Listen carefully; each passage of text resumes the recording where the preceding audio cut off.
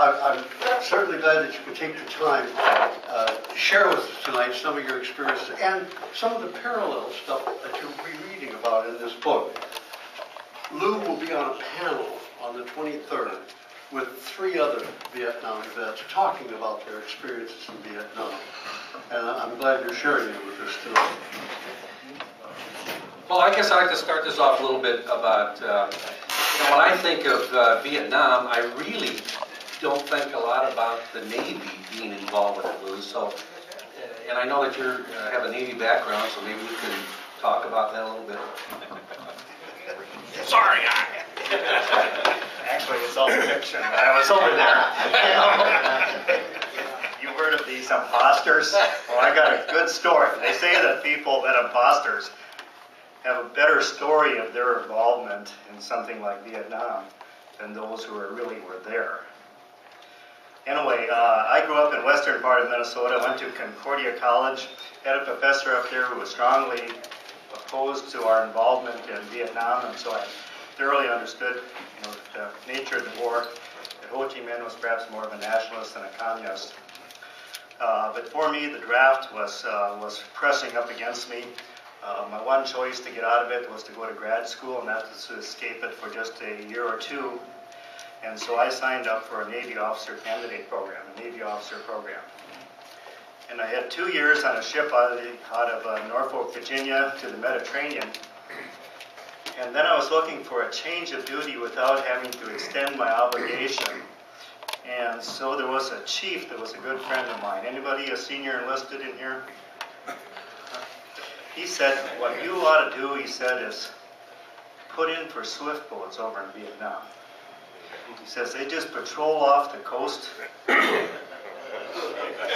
search a junk every now and then. You're in command of your own boat. But the most exciting thing you do is to go out and ask the destroyers and the other big Navy ships for ice cream. So I thought that sounded real good. So I put in my card and I sent this to the detailer, the guy that reviewed my assignments.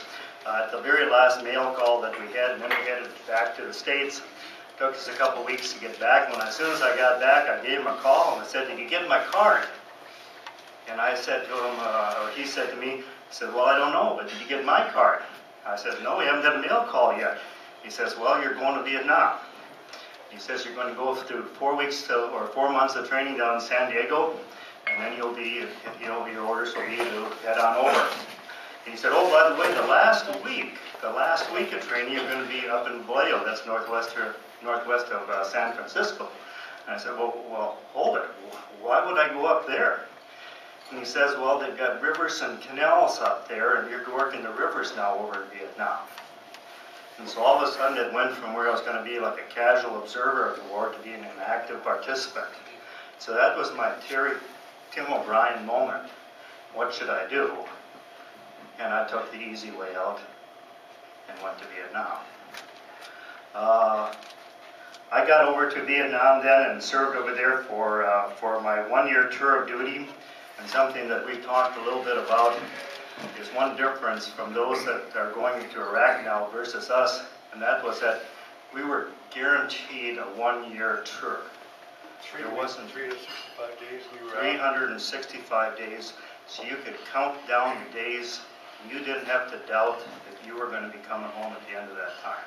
And that was a real blessing, because it didn't matter how tough things might be. If you knew that you'd be coming home at a date certain, you could put up with an awful lot of stuff.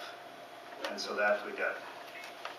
You then took your swift boat. You were in command of the swift boat, and then what happened on the rivers? What was your duty there? I'm going to pass around a few pictures here. First, we'll show a picture of our boat, one working off the coast and one going down the rivers. There's a second picture on the other side that's a little bit of the things that we carried. Actually, this was sort of my desk, my office aboard the ship. I was responsible for communications. I was responsible for keeping track on the maps, on the charts, exactly where we are. My job was to see and understand what the situation was. In situations, I was the one that gave the order to shoot or not to shoot, that type of thing. We had in a surge, pre-surge type of thing. My crew was mostly Americans. On the other side is a picture with my crew when we were turning over the boats to the Vietnamese, and so up to half of my crew was Vietnamese. One of the types of operations that we worked on was with Kit Carson scouts. These were former enemy that had come over to the government side and were now working with us. They might be anywhere from 14 to 18 years old. On the other side was working with the Navy SEAL team on an operation. This was a snatch operation where they were going into an enemy village and attempting to capture some Viet Cong leaders. Next picture is one of an IED. It was actually a 750-pound bomb that the enemy had rigged into a Viet Command detonating mine. And on the other side is actually a little bit of a picture of what the Army and Marines carried into war. And I show you this picture because of the fact that there's one of the guys in the picture whose father died a week after he was born. And he was looking to get some information on his father, and I was very instrumental in helping him find out about this father. It's sort of interesting about this picture, about how it's so dull and drab, and that's the way things were. And you can look at the trash can on the side. That's that trash can. That's the most brilliant thing in that whole picture. So with that, that concludes my comments, and I'm open to. About what happened in the soot boat. What was your mission? Oh, okay. What was our mission? It depended on where we were working. Like when we were working off the coast of Vietnam, where I first started out, our mission was to keep the North Vietnamese Army type and the Viet Cong from moving supplies from North Vietnam down into South Vietnam, and we did a very good job on that. Then there was a later point in time where we were up in the Cambodian-Vietnam border, and we patrolled all along there. And our mission on this particular job was to try to keep the North Vietnamese Army and Viet Cong from coming in from their base camps in Cambodia. Base camps that you could see up in the mountains with high-power binoculars. You could actually see them moving around up there, but you couldn't do anything about it because they were in Cambodia. And our job was to try to seal that border and keep them from being able to come in and attack our troops, our army types that were trying to protect Saigon and the areas, thereabouts. I can talk about this mission as being an excellent mission, a great idea, but our execution was just lousy because we never had enough people to do the job right. But that's where this one-year tour comes in. I mean, you can put up with an awful lot of stuff. Just, in the morning you just put on your battle helmet, and you put on your flak jacket, and you get out there. You don't think much. I thought about my comparison to this book here.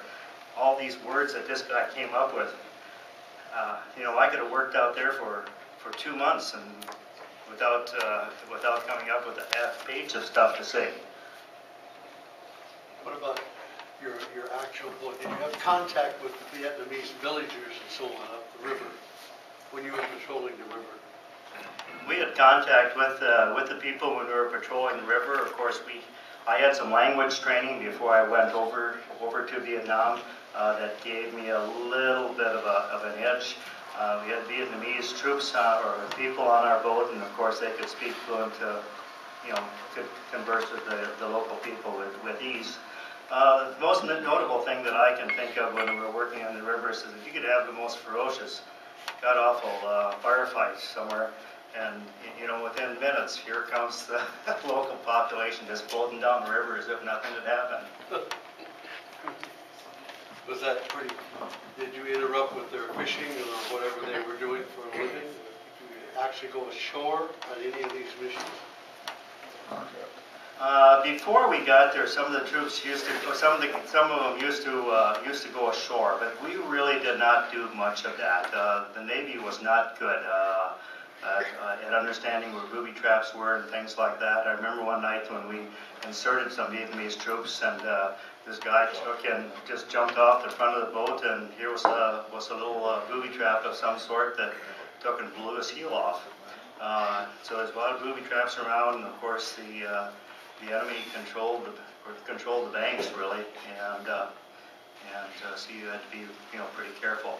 We'd be up there in these night ambushes in a position, and the intent was to have somebody every 1,000 yards. And the idea was to ambush the enemy as they crossed. Well, of course, we were so big and so noisy that there's no way we were going to ambush anybody. And so our number one concern was to make sure that we didn't get ambushed. So we'd have our troops, we'd stand watch, we'd have 3 on, 3 off type of thing. Very important to have people rested, and so we tried to do that type of thing. And I recall how some nights I'd have in the other watch section some guys that were just so jumpy, and they'd shake me and say, "Hey, there's somebody out there." And well, I knew the guy, and so I'd say to him, "Well, listen a little longer and see if you hear it again, or ask somebody else," that type of thing. And then there was another guy in the other section, and I recall on him when he came to me, he'd call me boss. He'd say, I remember this touching my shoulder. He said, "Hey, boss, there's someone out there." And it was like lightning that everybody was to their position. We tied our the stream or the river or the canal we were on was a tidal one. It would flow in when the tide was coming in, flow out when the tide was going out. We'd just tie ourselves lightly to a branch so that you didn't have to untie it to get going. When everybody was lit off those engines, backing out full bore, everybody was blazing with their guns, and it was scary. It was scary. Did you get fired upon? Yes, got fired on quite a number of occasions. Actually, to get fired on, or similarly, almost to say or if you're trying to kill somebody, it's exciting. It's exhilarating. I think Churchill or somebody said there's nothing more exciting than having somebody shoot at you and miss. Yeah. I remember one night. Now one day there was a Coast Guard cutter, pretty big ship, and it was coming up the river, and it got hit real hard, knocked out everything that all of their guns and stuff were electrical, so it knocked everything out for them. And we were coming down to help them. Sort of a good thing is that we normally would go down down the center of the river, and of course you try to avoid doing the same thing twice.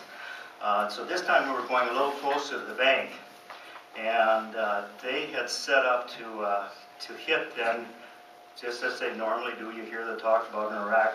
They try to hit somebody and then hit the people that are coming to help. So we were set up to hit us, and because we were a little closer, they're aiming stakes, and their weapons were real crude. I mean, they literally were crosshairs and a tree branch. Cross branches type of thing. They shot 2 rockets, B-40 rockets, and they're rocket-propelled impact detonating grenade. Now our boats were made up of aluminum, so sometimes we were and that was so soft, sometimes it was known that these rocket-propelled impact detonating grenades, it was so soft they'd go right on through. But in this case, I heard this whoosh behind me, and I turned around and looked, and here's another whoosh, and then looking on the bank on the other side was this big explosion. And so that rocket just missed us. What a positive feeling. Yes. You want to take some questions now from the audience? Yes, love to. Okay, let's have some questions from the audience. Here. Mike. What was the speed of those boats or ship, whatever you call them?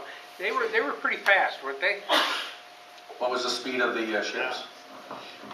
Yeah, our boats were pretty fast. We could do, I'd say, maybe around 24 knots, which is up to 27 miles per hour or so, if you're really cranking. Now, of course, the more ammunition you carried, then the slower you would go. So there was always a trade-off for speed for ammunition type of thing. But then there was other boats. They were called PBRs. They were the plastic call them, the plastic boats. They're a fiberglass hull, and they had water jet propelled type of thing. Now, sometimes when going up the river, they'd like to pass you and think they were faster than you and all that. And I can remember that here came up a couple boats like that. They were going to pass us, and I wasn't going full speed. So just at that right point, when the wake is going out there, we floored her and just threw him into the beach.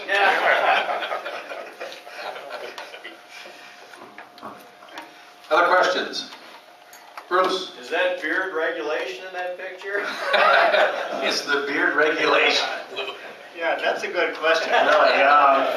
And it's a function of two things. One is Elmo Zumwalt, who some of you Navy and Marine type particular, was Chief of Naval Operations in Vietnam. He was more liberal on a lot of things. And secondly, the way that our structure was, like we had a base that we operated on. This was the base where we had some administrative facilities and where they'd repair our ships when they got hurt. And then we deployed to 2 areas and we're under the command. We went like TAD to these other areas and then we're assigned to these other commands, but not really under them. And so we really could do whatever we wanted to do. And I remember the number 2 guy under, Abrams was the number 1 guy, number 2 guy was down visiting one of our bases. And I gave him a ride from one place to the other. We had our beards on, we had we had flip-flops and we had shorts, and if this wasn't in a particular dangerous area, that's what we might wear. Other questions? Bob? So how many swift boats, this was the John Kerry deal, wasn't it, the swift boats? Yes. How many swift boats are there, hundreds of them, or? No, Isn't that what John Kerry got the controversy about? Right, that is the same thing. Incidentally, and maybe I got a comment about the command structure, is that if I was to guess how many swift boats there were, or maybe there were 100 of them, something like that, or 50 of them, 50, 60 maybe, something like that. We worked all from, maybe it's closer to 80 or 100 now, I think, but because we covered all the way from the DMZ all the way around to the other side of Vietnam. And you're absolutely right, this was the same types of boats that Kerry was on. Kerry was there shortly before I was. He left actually the same month as that I came into country. And here's a parallel to Iraq. We talked about when we first went in, you had search and destroy type of operations. That's what we did under Westmoreland. Okay, well then they shift to like under Petraeus and win the hearts and the minds of people, and that's what we did too. And we had some of the surge and turning the war over to the Vietnamese, just like they're turning the war over to the Iraqis. So it's an awful lot of parallels.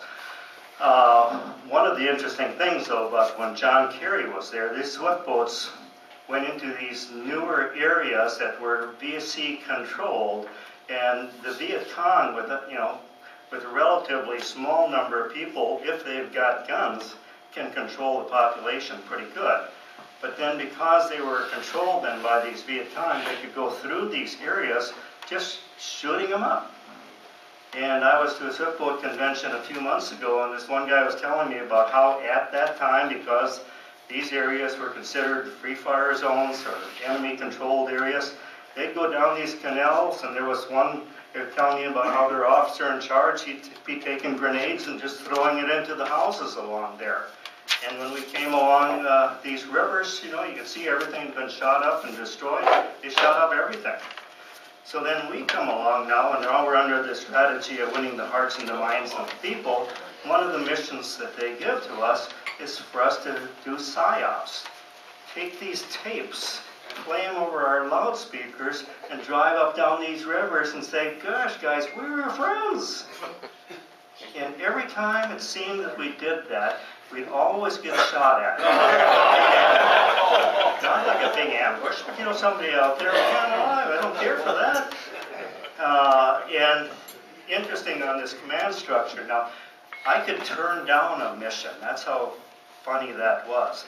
And this was a mission then that I refused to go on. Great. Any other questions? Wilbur? Yeah. What kind of weapons did you have? You got 50 caliber, just 30 caliber, or what did you have? Up in the pilot house, up relatively high, we had twin 50 caliber machine guns.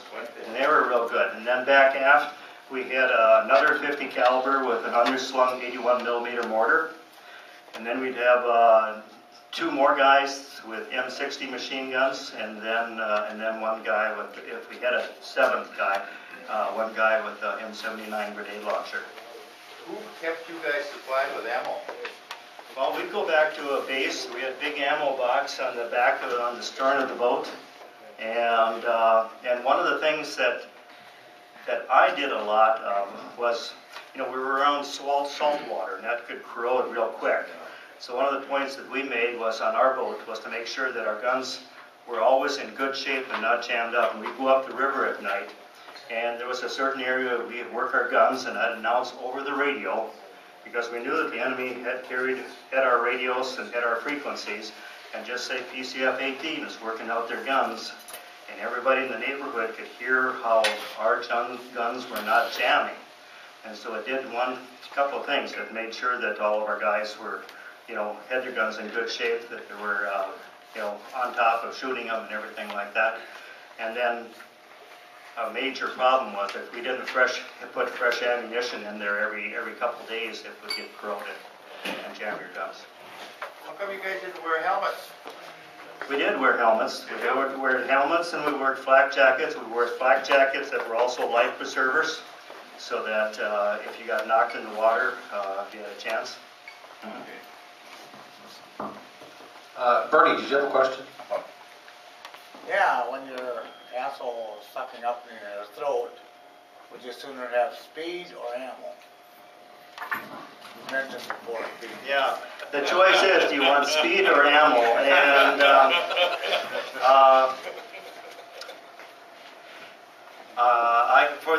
I guess it would be the ammo that you'd have. You're always striking a balance, because you got, like the engines were such that if you were light enough, you could get up on skip, where that boat would get up on top of the waves, and you could really move. But if you were too much ammo, you couldn't get up on skip like that, or not easily. And so it was better to have ammo. My gun now, by the way, was my primary weapon was a 12-gauge Winchester pump. And the only time I'd be shooting is when things were in, deep doo-doo. One question, that 50 caliber, you mean they corrode in how long did you say? Well, remember now, we're around salt water all the time. The rivers going up are salt water for most of the way up, because it's these tidal rivers. They flow in and they flow out, and that salt. And then we were tied up right next to the ocean, and so it was terribly corrosive. And that would, and you've heard about the M16s, how easy they jam anyway. So for sure, this was important for us to keep fresh ammo in there. Bob Gibson. Yeah, when you went out on a mission, how long would you stay out? You were out and back. Yeah, how long would we go out? It could all depend. Like, for example, in one of these pictures that's going around, it shows a picture of a team of Kit Carson scouts. This was an operation where, it was maybe ended up being, 16 hours, something like that, from beginning to end. But there we thought that these Kit Carson scouts, these are former enemy that came over the government side. They had an American advisor, and we were going to insert them at a certain bad place. This area we just never operated in because it was so bad. But we had the element of surprise. We're going to go at night.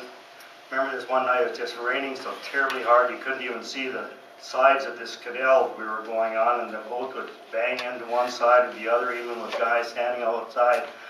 Got up to another place, headed on down, to this area and then inserted these troops to go on in to get into this prison camp. Unfortunately, they got spotted and had to come on out. So then we had to try to get out of there by, we wanted to get out a different way than we came in, and so we had to wait for the tides to get up so we could go out another way. So that might be like 16 hours. When we were working up in the Cambodian border, we did day and nighttime patrols. So we'd go out and patrol during the day, and we maybe patrol for 12 hours or so, and then come back in. And then if you were working nights, you do the same thing. You might have to leave, ended up maybe being 14 hours or so because you maybe had to drive 20 miles to get to your ambush positions. And we, by the way, now, on our ambush positions on the Cambodian-Vietnam border, we were literally right on the border. So if we tied up on the right side, we were in Vietnam. If we tied up on the other side, then we were literally tying up in Cambodia. Wilbur? Yeah. What kind of fuel did you use, and how far could you, or how many hours could you drive before you needed more fuel? Well, we were talking a little bit about what kind of engines we had, and as I recall, we had two General Motors 16 cylinder diesel engines. They were humongous engines. And then we had two big fuel tanks. I couldn't tell you how much, but we never had a problem with fuel or where we were out that much. Sometimes, like you were patrolling off the coast, as I did initially for a while, you might get a little bit low. But actually, the furthest you had to go was from this administrative base to the two places where we were operating. There we had to cross a lot of ocean, and you'd be so far out that you didn't even have radio communications with anyone, and that was a little scary. And I remember I was at the administrative base at Christmas time, and we were getting our boats fixed up, and then we're to head out, and we were under a direction that we were supposed to leave Christmas Eve, leave around 5 o'clock and have to transit all the way across there in the dark for the most part, and that was going to be one mission I really didn't care for, because you blew a boot or something like that where you had the water goes out or something like that. That was a little dangerous out there. But then at the last minute, I got word that I wouldn't have to go till the next morning, leave on Christmas Day. How glad were you to finish all this operation and to come out unscathed and to come home? Yeah, that was really nice to come home, and I had my R&R, as you all perhaps know. I'll try to cut ahead a little quicker, but I had my R&R canceled or postponed because of the fact that they didn't have enough officer in charge to go around. And so that meant I didn't go on my R&R till about 2 months left, or maybe around 6 weeks left. And that also meant then when I got back that I was getting pretty short, and I was told that I could get off the boats and be in charge of one of our bases, like the liaison officer. And that was a real thrill. That was a real blessing, a real sense that now I'm coming home because I got off the boats. Just to comment maybe a little bit about coming home now. Obviously my family knew I was coming home, and my family had a get together for us of all the relatives, sort of thing. It was very nice. But in terms of the community, I remember getting home, and I walked into Milan, that's where I'm from, and I met the mayor.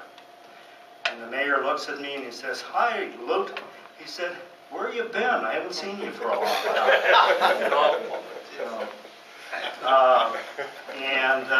And then this is something I really had not have thought, except for just in the last few weeks, is that, when I came home, there were only 2 of us that came home in that area that I can remember coming home at that particular time. And the other guy that came home, he came home dead. And I remember going to his funeral, and I went in uniform. And when I think back, not that I'm bothered by it, but when I think back, I don't recall anyone, coming up to me and saying, well, I thank you for your service, or any comment at all. Now, I might have forgotten, but I can't. So it's a real blessing for all of us to be thanking the veterans for their service. Thank you, Lou. Take the book with you, somebody at the table, and I have an extra one up here, somebody can have mine. Read parallel experiences, and I'm sure that you'll get really moved by this thing. Lou, I want to thank you so much for this. Thank you.